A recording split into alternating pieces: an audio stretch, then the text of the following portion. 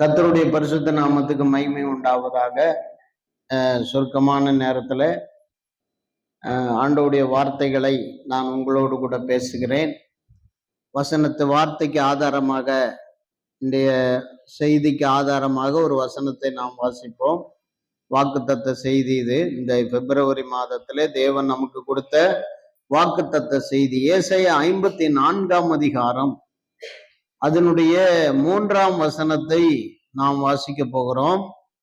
நீ வலதுபுறத்திலும் இடதுபுறத்திலும் இடம் கொண்டு பெருகுவாய், உன் சந்ததியார் ஜாதிகளை சுதந்தரித்து கொண்டு பாழாய் கிடக்கிற பட்டணங்களை குடியேற்றுவிப்பார்கள். அல்லேலூயா. பாழாய் கிடக்கிற பட்டணங்களை குடியேற்றுவிப்பார்கள். இதுல வலதுபுறத்திலும் இடதுபுறத்திலும் இடம் கொண்டு பெருகுவாய் என்ற வார்த்தையை ஆண்டவர் இந்த மாதத்துல வாக்குத்தத்த செய்தியாக உங்களுக்கு ஆண்டவர் கொடுத்திருக்கிறார். அப்ப அந்த வலதுபுறத்திலும் இடதுபுறத்திலும் இடம் கொண்டு யாரை பெருக வைப்பேன் என்று சொன்னார்னா, இஸ்ரவேல் ஜனங்கள் அன்றைக்கு அடிமைப்பட்டிருந்தார்கள். அடிமைப்பட்டவர்களை குறுகின இடத்துல வைத்து கொஞ்சம் கூட அவர்களுக்கு இடம் உண்டாகாமல், கொஞ்சம் கூட அவர்களுக்கு இடம் கொடுக்காமல், கொஞ்சம் கூட அவர்களுக்கு ஒரு நல்ல நிலை உண்டாகாமல் நெருக்கி ஒடுக்கி கஷ்டப்படுத்தி துன்பப்படுத்தி சாகடித்து கொண்டிருந்தான் பார்வோன் ராஜா. அப்ப ஆண்டவர் அவர்களை ஓங்கிய புயத்தினாலும் பலத்த கரத்தினாலும் விடுதலையாக்கி வெளியில கொண்டு வந்தார். வெளியில கொண்டு வந்தவர் ஒரு சூழ்நிலையில ஆண்டவர் அவர்களை பார்த்து சொல்லுகிறார், நீ வலதுபுறத்திலும் இடதுபுறத்திலும் அடங்கி கிடந்தாய். வலதுபுறத்திலும் இடதுபுறத்திலும் உனக்கு இடம் இல்லை பெருகுவதற்கு. இந்த பக்கம் பார்த்தா சத்துரு, இந்த பக்கம் பார்த்தா சத்துரு, வீட்டுக்கு ஆப்போசிட்ல சத்துரு, வீட்டுக்கு பின்னால சத்துரு, உன்னை முன்னாலையும் பின்னாலையும் பக்கத்துல இந்த பக்கமும் நெருக்கணும். அப்படி நெருக்கப்பட்ட காலங்கள் எல்லாம் போக ஆண்டவர் சொல்லுகிறார், நீ வலதுபுறத்திலும் இடதுபுறத்திலும் இடம் கொண்டு பெருகுவாய் அப்படின்னு சொன்னார். அல்லேலூயா. அப்ப அந்த பெருக்கத்தை குறித்து நாம் இன்றைக்கு சில வசனங்களை வாசிக்க போறோம். எவைகளிலெல்லாம் வலதுபுறத்திலும் இடதுபுறத்திலும் அப்படின்னா, நம்முடைய 2 பக்கங்களிலும் நமக்கு பெரிய விஸ்தாரம் உண்டாகும், 2 பக்கங்களிலும் நமக்கு ஒரு பெரிய விடுதலை உண்டாகும், 2 பக்கங்களிலும் நாம பெருகுவோம். வலது பக்கமும் எந்த பிரச்சனையும் இருக்காது, இடது பக்கமும் எந்த பிரச்சனையும் இருக்காது. அல்லேலூயா. முன்பக்கமும் பின்பக்கமும் சத்துரு இல்லாம பண்ணிடுவார். அப்படித்தான் ஆண்டவர் சொன்னார், நான் உன்னை கொண்டு போய் சேர்க்கிற தேசத்துல சத்துருக்களை கொஞ்சம் கொஞ்சமா அழிச்சு உன்னை நான் என்ன செய்வேன், உடனே நீ போய் பெருகிற மாட்ட. உடனே பெருகுனாக்கா என்ன வந்துடும், இடம் நிறைய இருக்கும், நீ கொஞ்சமா இருக்கிற, இடம் நிறைய இருக்கு. அதனால அந்த இடங்கள்ல எல்லாம் யாரு வந்துருவா, மிருகங்கள் வந்துரும். அதனால மிருகங்கள் வராதபடிக்கு நான் உன்னை கொஞ்சம் கொஞ்சமா என்ன செய்வேன், அந்த ஜாதிகளை உன்னிட்ட இருந்து துரத்துவேன். ஜாதிகள்னா என்ன அர்த்தம், ஏத்தியர், எமோரியர், கிர்காசியர், பெரிசியர், ஏவியர், எமோரியர் போன்ற 7 ஜாதிகள். இந்த 7 துன்மார்க்கமான தெய்வ பயம் இல்லாத, ஒரு வழிபாடும் இல்லாத, ஒரு தெய்வ பயமே இல்லாத ஒரு பயங்கரமான ஒரு கூட்டம் தான் இந்த கானான் தேசத்தை முழுவதும் ஆக்கிரமித்து அதுல இருக்கிற நல்ல வளத்தை சுரண்டி சாப்பிட்டு கொண்டிருக்கிறவர்கள். ஆனா ஆண்டவர் சொல்லிட்டாரு, இவங்களை கொண்டு போய் விட்டு நீ என்ன செய்வ, வலதுபுறத்திலையும் இடதுபுறத்திலையும் இடம் கொண்டு பெருகுவாய். இடம் கொண்டு பெருகுவாய் அப்படின்னா, இந்த பக்கம் கொஞ்சத்தை ஆண்டவர் என்ன பண்ணுவாரு, சத்துருக்களை துரத்திட்டு இந்த பக்கம் கொஞ்சம் அப்படியே விஸ்தாரமாக்குவார். இந்த பக்கம் இருக்கிற சத்துருக்களையும் கொஞ்சம் அப்படி துரத்திட்டு அந்த பக்கம் கொஞ்சம். நீ எப்படி பெருகுகிறாய் அந்த அளவுக்கு உனக்கு இடமும் பெருகி கொண்டே போகும். தேசத்தை அப்படித்தான் கொடுத்தார். அல்லேலூயா. இப்ப நம்முடைய வாழ்க்கையில ஆண்டவர் 7 காரியங்களை சொல்லுகிறார் பெருகுவதை குறித்து. 7 காரியங்கள். 1, யாத்ராகம புத்தகம் 1 அதிகாரம் 12 வசனம். ஆனாலும் அவர்களை எவ்வளவாய் ஒடுக்கினார்களோ அவ்வளவாய் அவர்கள் பலுகி பெருகி பெருகினார்கள். பாருங்க, அவர்களை எவ்வளவாய் ஒடுக்கினார்களோ அவ்வளவாய் என்ன செய்தார்கள்? பலுகி பெருகினார்கள். இப்ப எப்படி பெருகிறேன்ற வலதுபுறமும் இடதுபுறமும் பலுகி பெருகுவீங்கன்ற. பலுகின என்ன அர்த்தம்? பல மடங்கு பல மடங்கு. என்ன புறமா கேக்குதா? பல மடங்கு பல மடங்கு நம்மளை பழுக பண்ணுவார். பழுகுதல்னா என்னது? பழுகுதல்னா என்ன? இப்ப ஒரு ஆடு, ஒரு 5 ஆடு, ஒரு 5 குட்டி போட்டிருக்கு அப்படின்னு வச்சுக்கோங்க. 4 குட்டி போட்டிருக்கு. இந்த 4 குட்டியும் வளர்ந்துருச்சு. நல்ல கொடுமைய, எந்த சேதமும் இல்லாம, ஒரு குட்டிக்கு கூட சேதம் இல்லாம 4 குட்டியும் வளர்ந்துருச்சு. இப்ப எத்தனை ஆடு ஆயிடுச்சு? 5 ஆடு ஆயிடுச்சு. இந்த 4 குட்டி என்ன ஆயிடுச்சு? சினையாகி குட்டி போட்டுச்சு. இப்ப 4க்கு 4, அது 2 குட்டி போட்டுச்சு. ஒரு ஆடு 2 குட்டி போட்டுச்சு. அப்ப என்னாச்சு? அது 2 2 2 4 2 8 8 4 12 12 1 13 ஆடாயிடுச்சு. இப்போ இதுதான் பழுகுதல். எதுவுமே சேதம் வரக்கூடாது, எதுவும் செத்து போயிடக்கூடாது. அந்த ஆடுகள் குட்டி போடும்போது அந்த ஆடுகள்ல ஒண்ணு போச்சு ஒண்ணு இருக்குது அப்படிங்கிற மாதிரி வரக்கூடாது. எல்லாமே தரமான குட்டிகளா இருக்கும், தரமா வளரும், தரமா சீக்கிரமா வளரும், நல்ல புஷ்டியா வளரும். அதுக்கு தகுந்த மாதிரி அது செனையாகும். மறுபடியும் அது 2 2 3 3 குட்டியை போடும். அப்படியே பழகிக்கிட்டே போகும். மல்டிப்ளேன்னு சொல்லுவாங்க. அது மாதிரி மல்டிப்ளை ஆகிக்கிட்டே போகுது. பல மடங்கு பல மடங்கு. அதான் என்னது? பழகுதல். முதல்ல ஆண்டவர் எப்படி நம்மளை வலது புறத்திலும் இடது புறத்திலும் பெருக பண்றாருன்னா பழுகி பெருக பண்றார். ஆமென் சொல்லுங்களேன். அல்லேலூயா. 2வது யாத்திராகம புத்தகம் 1ஆம் அதிகாரம் 20ஆம் வசனத்துல படிங்க. இது நிமித்தம் தேவன் மருத்துவச்சிகளுக்கு நன்மை செய்தார், ஜனங்கள் பெருகி மிகவும் மிகுதியும் பலத்து போனார்கள். அப்படின்னா என்ன அர்த்தம்னாக்கா, மனித தயவுகள் அங்க பெருகினதுனால, எங்க பாருங்க, நீங்க பெருகுவதற்கு மிகுதியும் பலத்து போவதற்கு ஒரு உதவி வேணும். இங்க பாருங்க, பார்வோன் ராஜா சொல்லிட்டான், 3 வயதுக்கு உட்பட்ட ஆண் பிள்ளைகளை எல்லாம் என்ன பண்ணு, கொண்டு விட்டுரு. மனையில அவர்கள் இருக்கும்போது என்ன பண்ணு, பிரசவம் ஆகும்போது அது ஆம்பளை பிள்ளையா இருந்தா உடனே நசுக்கி படக்குன்னு கழுத்துல கைய வச்சு ஒரு அமுக்கிட்டு என்ன பண்ணிரு, சாவடிச்சு போட்டு புள்ள செத்து பிறந்துருச்சுமான்னு சொல்லிடு தாய்க்கு. தாய் வழியில இருப்பா அப்படின்னு சொன்ன உடனே ஆண்டவர் அவர்களுக்கு என்ன பண்ணாரு, ஒரு தயவு உள்ளத்தை கொடுத்தார். கொடுத்த உடனே இவங்க என்ன பண்ணிட்டாங்க, இந்த மருத்துவச்சிகள் எல்லாம் வந்தாங்க, பிரசவம் பார்க்கறாங்க. பிரசவம் பார்க்கும்போது குழந்தைகளை அருமையா பிரசவம் பார்த்து வெளியே எடுத்து கொல்லாம கழுவி கையில கொடுத்துட்டு, இப்படி தொடர்ந்து எல்லாருக்கும் அப்படித்தான் பண்ணாங்க. பண்ண உடனே மருத்துவச்சிகளை கூப்பிட்டு ராஜா கேட்கிறான், என்ன அப்படி ஒருத்தரை கூட சாவலையே? அப்ப அவங்க ஒரு பொய் போடுறாங்க. பொய் இல்ல, உண்மைதான். எகிப்திய ஸ்திரீகளை விட இஸ்ரவேல ஸ்திரீகள் எப்படி, அந்த இஸ்ரவேல் ஸ்திரீகள் எப்படிப்பட்டவங்க? பலமானவங்க. நாங்க போறதுக்கு முன்னாலே அவங்க பிரசவம் பார்த்து ஆயிருது. அவங்களே அவங்களுக்கு பிரசவம் பார்த்துடுறாங்க. நாங்க போறதுக்கு முன்னாலே, நாங்க போனாத்தானே கொள்றதுக்கு, நாங்க போகவே இல்லைன்ட்டாங்க. அல்லேலூயா. அப்படி அவர்கள் பெருகினார்கள். வெறும் 70 பேரா எகிப்து தேசத்துல கோசின் நாட்டுக்கு வந்தவங்க 7 லட்சமா பெருகினாங்க. அல்லேலூயா. அப்புறம் எத்தனை லட்சமா பெருகினாங்க? 20 லட்சமா பெருகினாங்க. அப்புறம் 20 லட்சமா பெருகும் போது ஆண்டவர் அவர்களை மிக ஓங்கிய புயத்தினாலும் பலத்த கரத்தினாலும் விடுதலை ஆக்கினாரு. விடுதலை ஆக்கின உடனே அவர்கள் வழியில போகும்போது 40 லட்சமா பெருகிட்டாங்க.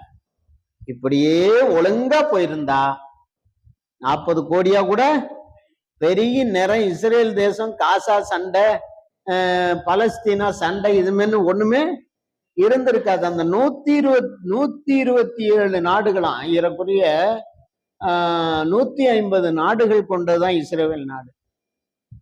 இன்னைக்கு யோர்தான் தனி நாடா போயிருச்சு, ஈரான் தனி நாடா போயிருச்சு. அடுத்தது பலஸ்தீனா, காசா, அடுத்தது லெபனான், இதெல்லாம் இஸ்ரேலோட சேர்ந்தது. அருமையான செழிப்பு தேசங்கள். ஒவ்வொருத்தனும் பிடிச்சி வச்சுக்கிட்டு என்னது ஒண்ணுன்னு அடிக்கிறான், சண்டை போடுறான். அல்லேலூயா. ஆண்டவர் என்ன பண்றாரு? மிகுதியும் பலத்து போனார்கள். அப்படின்னா எதனால? மனித தயவுகள். அல்லேலூயா. மருத்துவச்சிகளின் தயவினால பிள்ளைகள் என்ன செய்தார்கள்? மிகுதியும் பலத்து போனார்கள். உங்க வாழ்க்கையிலையும் ஆண்டவரிடத்துல நீங்க டெய்லி கேட்கணும். இங்க பாருங்க, எவனும் எனக்கு உதவிக்கு வர தேவையில்லை, நானே பார்த்துக்குவேன் எல்லாத்தையும் அப்படின்னு சொல்லக்கூடாது. கர்த்தருக்கு ஸ்தோத்திரம். அல்லேலூயா. இப்ப நம்ம வெங்கடேசன் சிலிண்டர் வண்டி ஓட்டுறாரு. வண்டி ஒரு இடத்துல நின்று போச்சு. நின்ன உடனே அந்த வண்டியை ஒரு 10 பேர் சேர்ந்து தள்ளினாதானே அது திரும்ப ஸ்டார்ட் பண்ண முடியும். அப்ப 10 பேர் அங்கங்கிருந்து ஒடியாரணும். ஒடியாந்துட்டான். ஒடியாந்து தள்ளினா வண்டி ஸ்டார்ட் ஆயிடுச்சு. இது எதனால நடந்துச்சு ஸ்டார்ட் ஆச்சு? மனித தயவு. சொல்ற புரியுதா? அது மாதிரி ஒரு மனித தயவுக்காக நீங்க ஜெபிக்கணும். ஆண்டவரே, என் வாழ்க்கையில எந்தெந்த நேரங்களிலே மனித தயவுகள் தேவையோ அந்தந்த நேரங்கள்ல நீங்க என்ன பண்ணணும்? எனக்கு தரணும்னு நீங்க ஜெபிக்கணும். எல்லாருக்குமே மனுஷனுடைய தயவு தேவையில்லையாமா? நீ பஸ்ல ஏறி வேலைக்கு போற, டிரைவரும் கண்டக்டரும் ஒழுங்கா இருக்க போய்த்தானே நீ போய் சேர்ற. அப்ப யார் தயவு? நீ என்னதான் காசு கொடுத்தாலும் மனித தயவு. அல்லேலூயா. அவன் பள்ளிக்கூடம் போறான். அந்த பேர் காலை தூக்கி வச்சு நீ என்னமோ பண்ணிக்கிட்டு இருக்கான். அவன் பள்ளிக்கூடம் போறான். பள்ளிக்கூடம் போகும்போது அவனுக்கு வாத்தியார் பாடம் எடுக்கிறாரு, டீச்சர் பாடம் எடுக்கிறாங்க. டீச்சரா வாத்தியாராடா? டீச்சர் பாடம் எடுக்கிறாங்க. அப்ப அவன் படிக்கிறான். அப்ப எழுத்து படிக்கிறான். அப்ப வசனம் சொல்ல ஆரம்பிச்சிட்டான். அப்ப அது யாரோட தயவுல வந்துச்சு? ஆண்டவர் கொடுத்த மனுஷ தயவுல தான் வந்துச்சு. அல்லேலூயா. அப்போ மனித தயவுகளினாலே, இந்த மருத்துவச்சிகளுடைய தயவினால அவங்க என்ன பண்ணிட்டாங்க? மிகுதியும் பழகி விட்டார்கள். சரி, அடுத்தது ஏசாயா தீர்க்கதரிசியின் புத்தகம் 9ஆம் அதிகாரம் 3ஆம் வசனம் படிங்க. 9:3. ஏசாயா 9:3.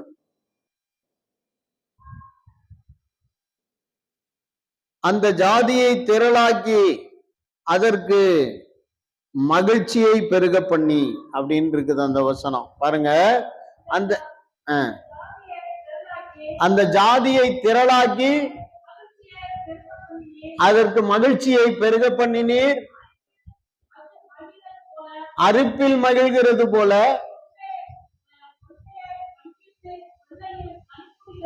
கொள்ளையை பங்கிட்டு கொள்ளையில் களி கூடுகிறது போலவும் உமக்கு முன்பாக மகிழ்கிறார்கள். என்ன மகிழ்ச்சி, என்ன திரட்சின்னா, எப்படி வலதுபுறமும் இடதுபுறமும் இடம் கொண்டு பெருகுகிறாங்கன்னா, அந்த ஜாதியை திரளாக்கி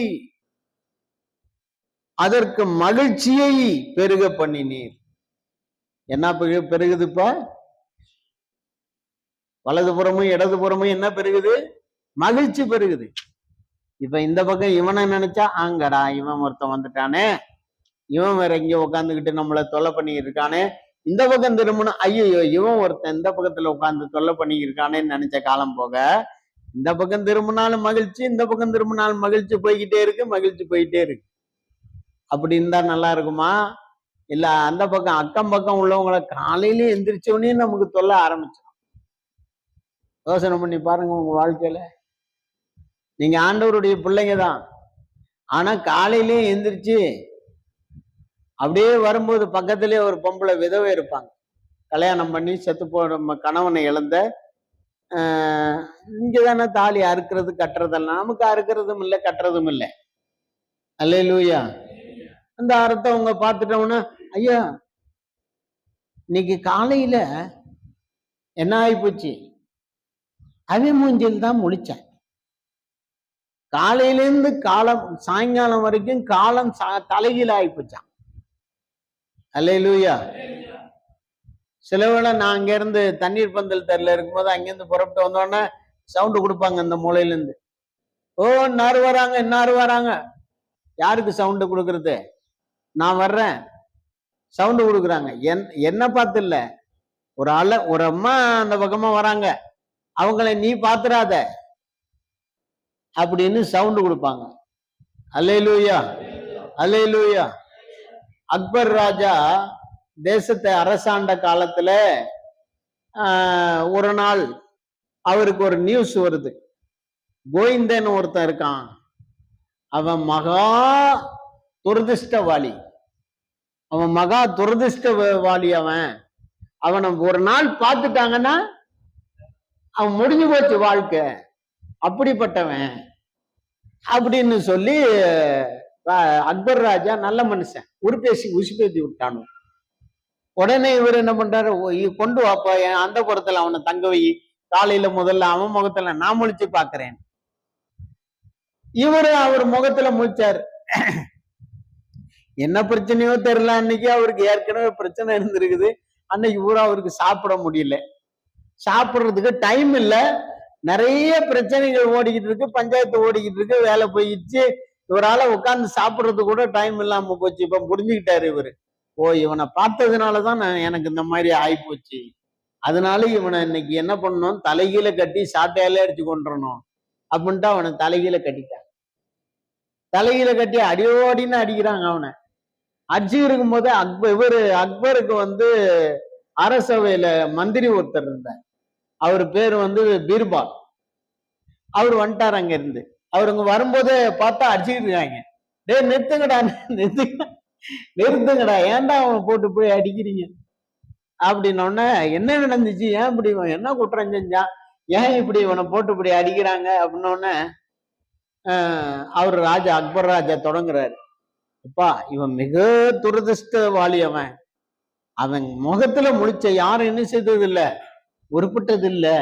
இன்னைக்கு இப்படி எல்லாரும் சொல்றாங்களேன்னு கேட்டு இன்னைக்கு அவனை அந்த புறத்துல தங்க வச்சு அவன் மூஞ்சில நான் முழிச்சிட்டேன்.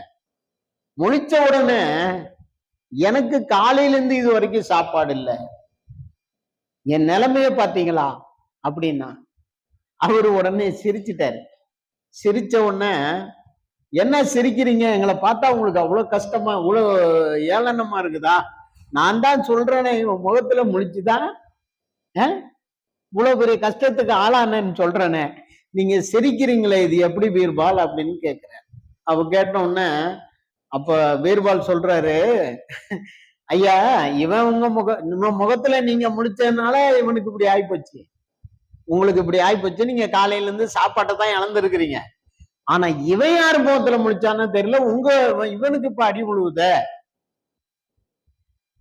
இவன் யாரு மூஞ்சில முடிச்சான்னு தெரியல, இவனுக்கு இப்போ இவன் போல உயிர் போத அப்படின்னு ஒண்ணுதான். அப்பதான் மண்டையை சொறிறான்.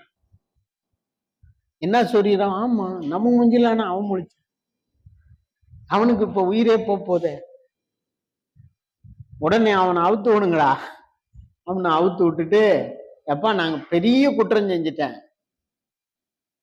இது மாதிரி ஒரு அவச்சொல்லுக்கு நான் ஆளாகாம பீர்பால் என்னை காப்பாத்தினார், இவனுக்கு பொற்காசு கொடுத்து அனுப்பி விடுங்க, இவன் நல்லவன் தான், யாரும் துரதிருஷ்டவாளி கிடையாது, நம்ம தேசத்துல யாரு கிடையாது துரதிருஷ்டவாளி கிடையாது.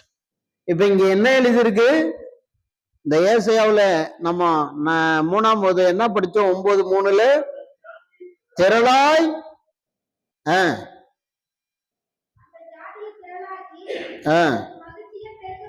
மகிழ்ச்சியை பெருக பண்ணினீர். அப்ப பாருங்க, ஆண்டவர் திரளாக்குகிறார், மகிழ்ச்சியை பெருக பண்ணுகிறார். அல்லேலூயா. அப்போ ஒரு மனுஷனுடைய வாழ்க்கையில அவன் எப்படி இருக்கணும், மகிழ்ச்சியா இருக்கும். ஆண்டவருடைய விருப்பம் அதுதான். ஆண்டவருக்கு நல்லவன் கெட்டவன் அறுத்தவன் அறுக்காதவன் அந்த மாதிரிலாம் யாராவது இருக்காங்களா? இல்ல, எல்லாரையுமே மகிழ்ச்சி ஆக்குறாரு. இவங்க பாருங்க, அவங்கள பழுகி பெருகி நிரப்ப வைக்கிறது மட்டும் இல்ல, அவங்கள மகிழ்ச்சியினாலே நிரப்புகிறார், மகிழ்ச்சியை பெருக பண்ணுகிறார். அவருடைய வாழ்க்கையில மகிழ்ச்சி பெருகுச்சுன்னா அது மாதிரி ஒரு சந்தோஷம் யாருக்குமே கிடைக்காது. அடுத்தது 4வது ஏசாயா 40:29 படிங்க. ஏசாயா 40:29. சோர்ந்து போகிறவனுக்கு அவர் பலன் கொடுத்து சத்துவம் இல்லாதவனுக்கு சத்துவத்தை பெருக பண்ணுகிறார். அல்லேலூயா, அல்லேலூயா. சோர்ந்து போகிறவனுக்கு அவர் பலன் கொடுத்து சத்துவம் இல்லாதவனுக்கு அவர் சத்துவத்தை பெருக பண்ணுகிறார். அப்ப பாருங்க, நமக்கு என்ன பெருக வேண்டும் என்றால்